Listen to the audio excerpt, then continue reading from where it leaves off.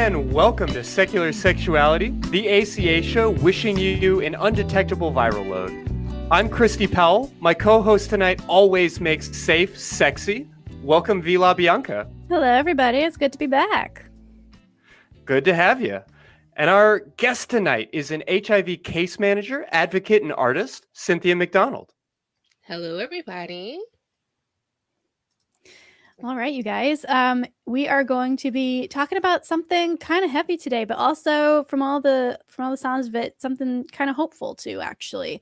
If you are interested in contributing to this discussion, sharing your story, or asking Cynthia a question, because we love it when our guests get attention, feel free to call the show at 512-991-9242, or if you're abroad or at your computer, feel free to type in tiny.cc/callsex to get connected to our call screeners toll free.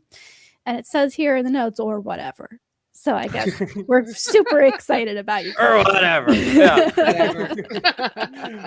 Well, yeah, we hope to hear from you. I suppose it is a little bit of a heavy topic, but I think that there is a lot of optimism to be had here. Let's get into it, I guess.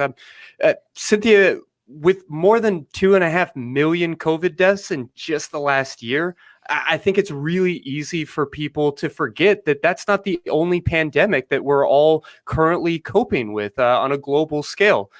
There have been more than 30 million people who have died from HIV/AIDS in the last 40 years, not to mention the countless lives that have been impacted.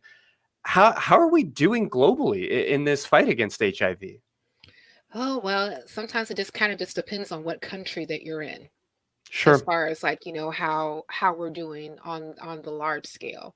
A great thing about HIV is HIV/AIDS is that we have amazing treatments that's available to people right now where you can be able to get your viral load to undetectable status to the point where you cannot pass on the virus to another person that you happen to be partnered with.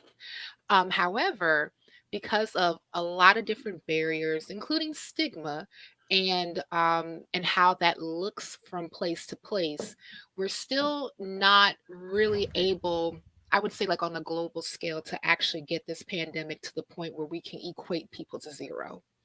And and the thing about it is that people who are living with HIV can actually live very long, productive, and healthy lives. But because there's still so many myths that are perpetuated, about HIV, who and what type of person would get HIV, sometimes, oftentimes, that can create a barrier that would keep a person from being treated. So I would definitely say that, like in the United States itself, I know there's a lot of different initiatives as far as being able to get people from zero to get people to zero. And I know that there's a lot of different administrations as of late that actually put more money into HIV treatments, HIV science, and also studies to make this happen. However, we're still seeing different the upticks in infection, even in the United States itself.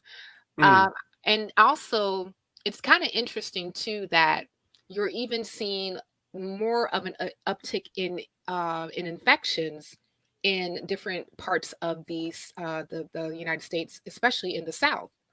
And an interesting thing also too is that depending on the community itself, oftentimes like more poorer communities, more marginalized communities are very much so susceptible to infection rates. A lot of it has to do with, non-access to care, lack of resources, and even lack of really, the education when it comes to what HIV is, how it can be treated, how it can affect you, etc.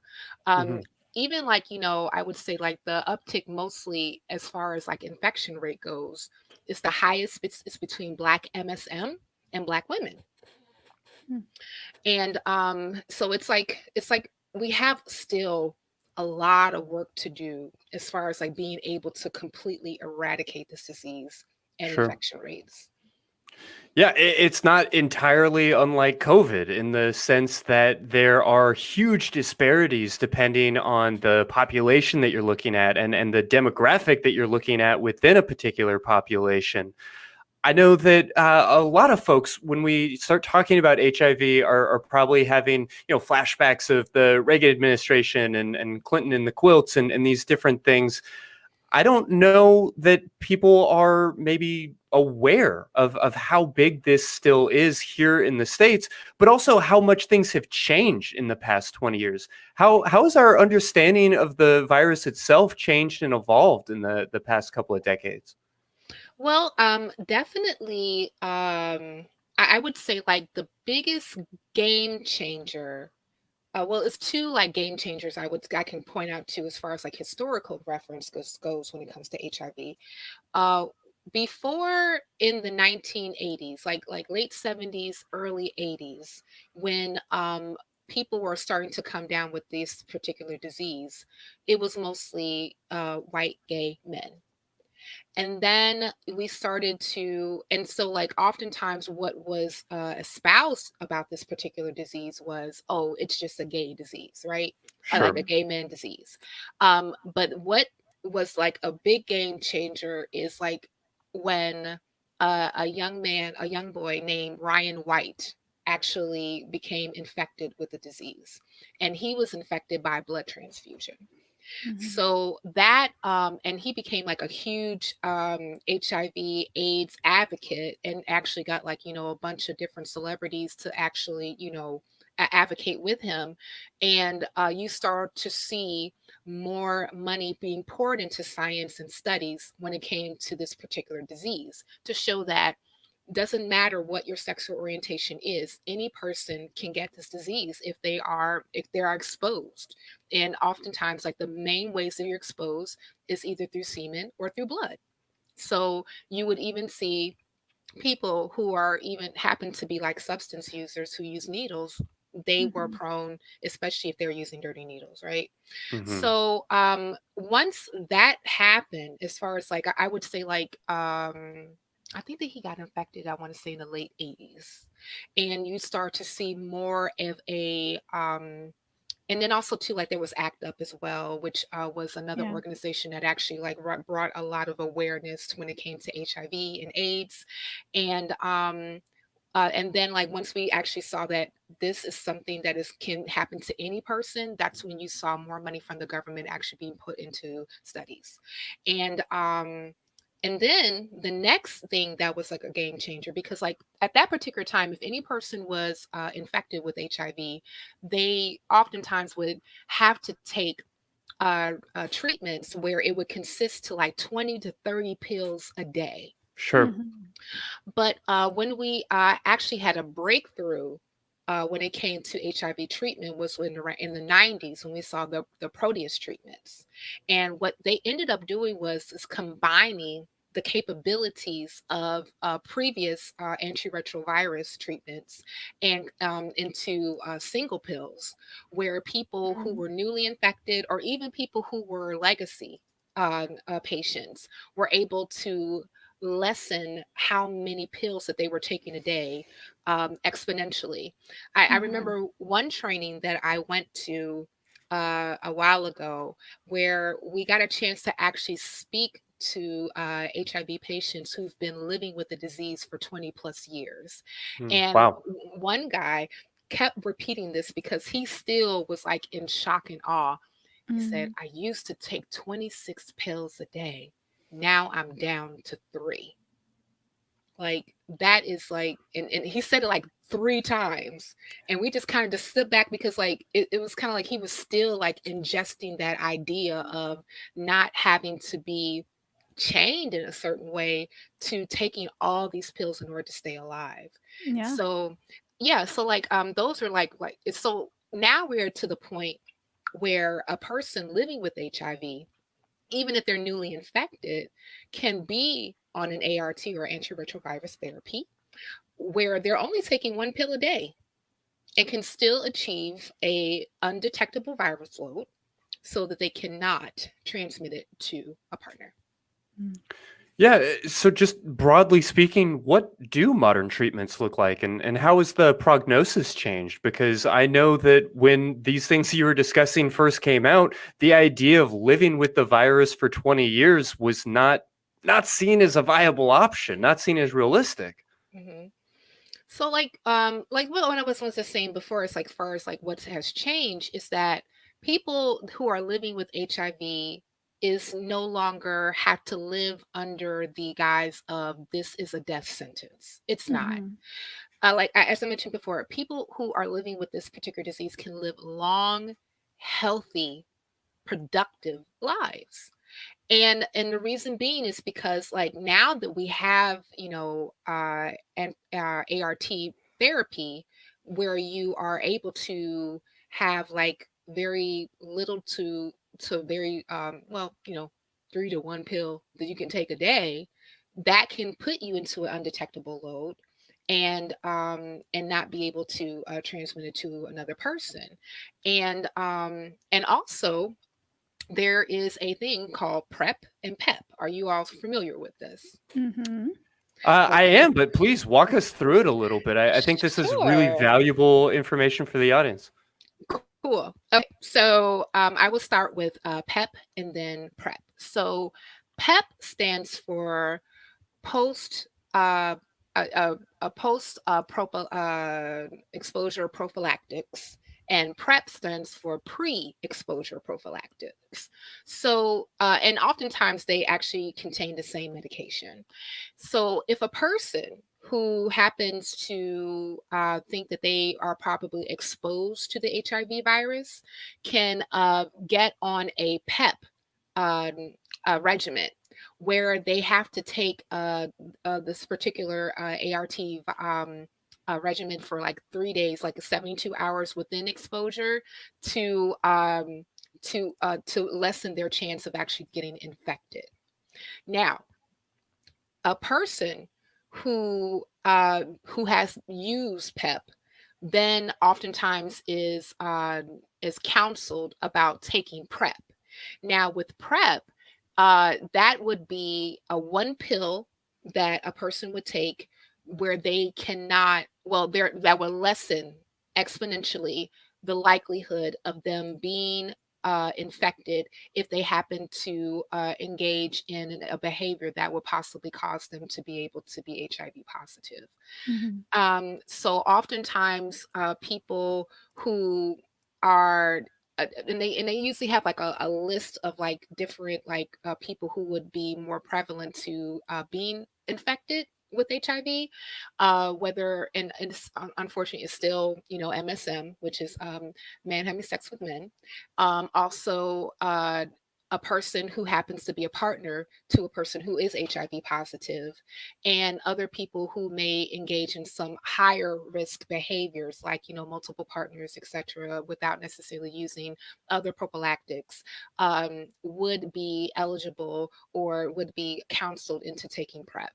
And um, and when that happens, then they don't necessarily have to worry about like that particular portion of STIs coming towards them as far as HIV is concerned. Mhm. Well, I know you mentioned that stigma is a huge barrier in really everywhere. I mean, certainly the states included, but in terms of receiving care and treatment, I know that stigma's got to be a huge barrier. What about cost and maybe some of these other considerations? What are some of the other maybe targets or things preventing us from being able to take on this challenge on a global scale? Right. Well, stigma is, I would say, is like the highest Mm. because there's always some type of stereotype or trope that has been attached to HIV. Like, and especially like if a person who happens to be MSM that is still like in the closet, they definitely, and they may be more prevalent to actually keeping those things in closed circulation, right? So that would cause them, even if they're like if they're even further at risk because of, sexual behaviors or what have you, they won't come out to say that, okay, I engaged in this. And so they probably won't get treatment, because they're just always afraid that, oh, somebody's going to, call me this, or, somebody is going to, think that I am, going to hell or whatever, like a lot of these things are still, a big thing. And also too, there's still a lot of miseducation when it comes to who if a person actually gets HIV, and how they got it. I remember reading stories about, specifically on the continent of Africa, in some villages where if they some people actually were saying that, like, if you have sex with a virgin, then that would cure you of HIV. You know, and like I saw, actually, no, it's not. It's the only thing you're doing is just spreading it. Yeah. And it's unfortunate, that oftentimes that this is a thing. Also, too, like, I don't know if you guys ever heard of he was a guy back in the day. His name is Dr. Sebi. And Dr. Sebi had a wild claim that he actually cured 13 people of AIDS. And he said that he did it using an alkaline diet. And as much as I believe in healthy eating, and I'm plant-based, that is not going to stop you from getting infected with HIV or even cure you of HIV.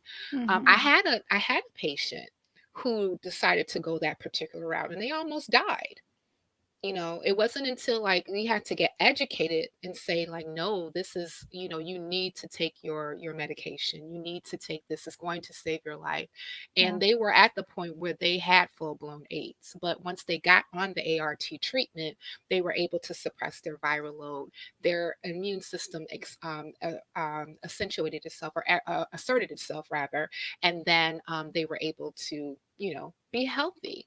So, so it's a lot of different barriers. And also too, like, as far as like cost is concerned, um, there are programs that are called PAPs, or patient assistant programs, that are oftentimes from the federal level down, and even in some pharmaceutical companies, where patients who have barriers, income barriers, or lack of wealth barriers, rather, are able to get into the program so that they can get their medications for little to no cost. Because oftentimes, without insurance or without those patient assistance programs, like, ARTs can cost a lot of money. I know one that's cost like over $3,000 for a 30-day prescription, which is insane, but it is a thing, right? So, like, if you have a person who has like no insurance, Yeah. and also has, like, very little resources to get this medication, they're at risk to actually be succumbed to this disease. So it's a good thing that, we are having like more government buy-in, making and also pharmaceutical buy-in, to making sure that, HIV and like lack of resources would be a less of a barrier, so that people can be able to get their medication and live their lives. Absolutely. Well, the parallels are pretty striking when it comes to the impact of misinformation and how much that can exacerbate a pandemic. I mean, we're seeing that in so many ways right now. So I know you mentioned some upticks here in the States in certain demographics. I'm interested to know what trends we're seeing right now, or maybe what there is to expect here in the States. Okay. So like, some of the trends actually show, like, of course, like, in the 80s, there the most infections were, like I said, gay MSM, or I'm a white MSM, rather. And then, as we traverse time, we saw more of an uptick amongst African American MSM, and also African American women. And now what we're seeing is even a higher infection rate amongst this particular group. And a lot of it is from in the South. Now, I remember I was actually in a training yesterday where we were actually discussing Black MSM and HIV, and we talked a little bit about religiosity and how Mm, this thing can actually be very much so a barrier for people being able to get tested and treated because they're afraid of what that yeah. looks like to them. And of course, the South, that's the Bible Belt, right? So, you still have a lot of people who are not out about their sexuality because they're concerned about how their family would be received by them. And also, too, like if they have like a community that happens to be church, they'll be concerned about that as well. And so if they're doing a lot of their sexual behavior under wraps, and not necessarily being able to be out with themselves, so that they're not even getting like the proper information or even Right. the proper protection or what have you, they're at high risk. And it's unfortunate that we still have these particular I call Western sensibilities that are very, very much so a yoke on folk when it comes Mhm. to especially when it comes to this disease. Yeah, I hate to think about the influence of religion here, and the influence of all these pressures against science and the stigma against the queer community, and just the simple reality that people are dying because of these unexamined beliefs. I really appreciate you being here with us, and just helping to kind of shed some light on where things are now and the importance of taking this and any pandemic very, very seriously and from a skeptical and scientific point of view. Uh, that said, let me toss it over to you, V, and let you jump on the phones and anything else that you wanted to add here. Absolutely. I am very excited about this conversation just because it's not something I've seen talked about nearly as much as it should be, just in to the general populace, which is where a lot of the stigma is coming from, right? A lot of Right. the issues around this. The people with HIV understand probably some of these things at this point. It's everybody else who needs to get educated and actually like jump in there and, battle that stigma that they are perpetrating purposefully or otherwise. So I'm very excited about tonight. Thank you, Cynthia.